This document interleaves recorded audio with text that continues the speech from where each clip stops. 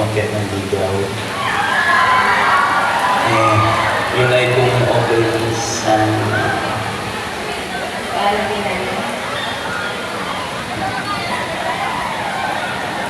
Hindi ko kaya na.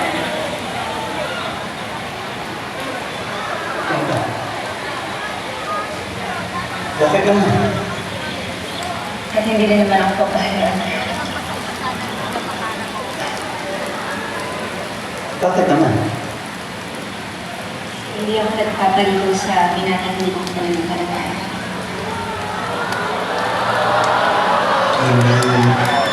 Hindi ka alam sa religion namin. Ano ba yan, Chay? Hindi pa ako nakakakit ng ligaw sa dati mo.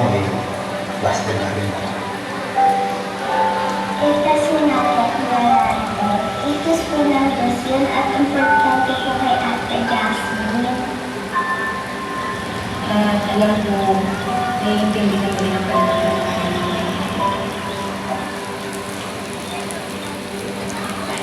Oo naman. Pwede siguro.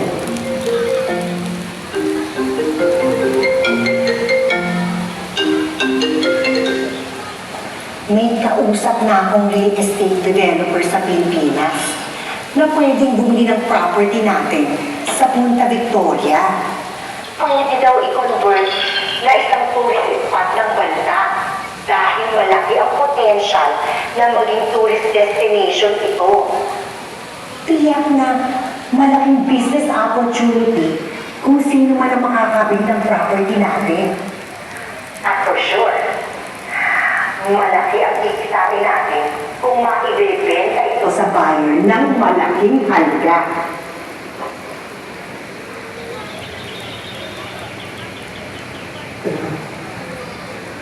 Paano sila?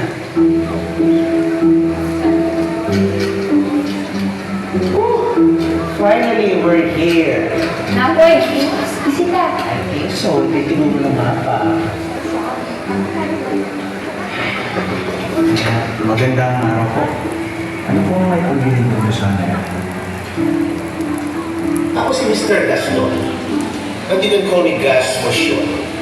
At ito naman ang aking sekretary na si Miss Ara Eka. May na po? No! A-R-A, Ara Malansa. Ano po po ating? Consultant ako ng real estate. At ako ang representative ng Amador Builders and Development Corporation. I-assess ko ang kabuuan ng property. Gusto survey ko. Pag-aaralan. Aalamin ko kung karapat-dapat pang pilihin ng aming kumpanya ang inyong property at ari-arian. Ano po bang napag-usapan niyo ng kapatid from the States? Di ba kaya sa sumuna? Here no, makaintindi ko. Okay po.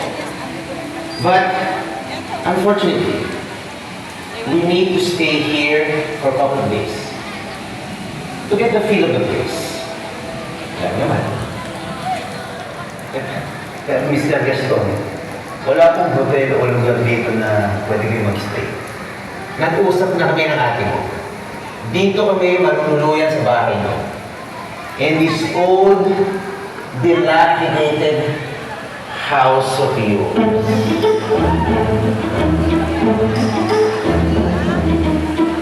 Okay po. Apoy! Apoy! Anton! Sandali lang.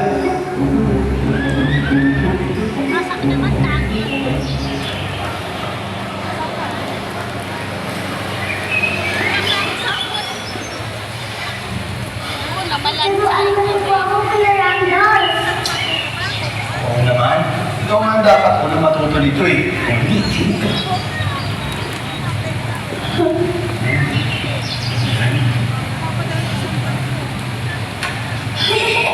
Galing, di ba? Kaya Randall, tuwa ko. Totoo po ba ibibenta ninyo ang inyong lupa at bahay?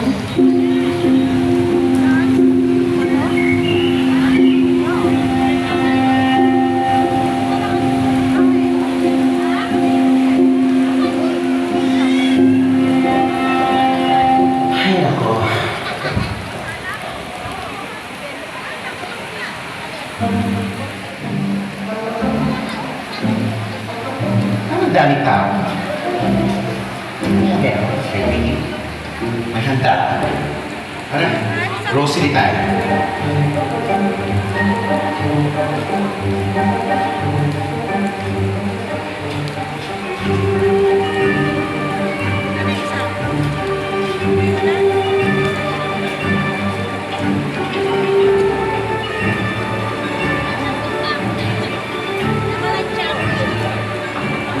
Hindi sa nangihimasok ako sa desisyon yung kapatid.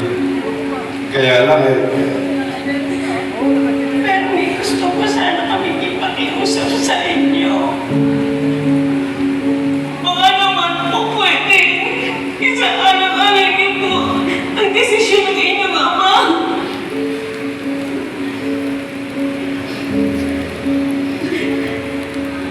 Gusto sana namin ipabot sa'yo, Randolph. Mabigat ang loob namin na mawala ang bahay at lupa na naiwan ng daddy mo. Binili sa amin ni Mang Ramon. Manatiling malinis at maayos ang bahay at kapaligiran nito. Hindi kami nagsasawa na ayusin ang mga kasigatan. Manatiling malinis ang paligid. Ako, anak, naging pinupulit kami Ramon. Yung alaala niya sa bahay at lugar na po. Kaya, hindi pa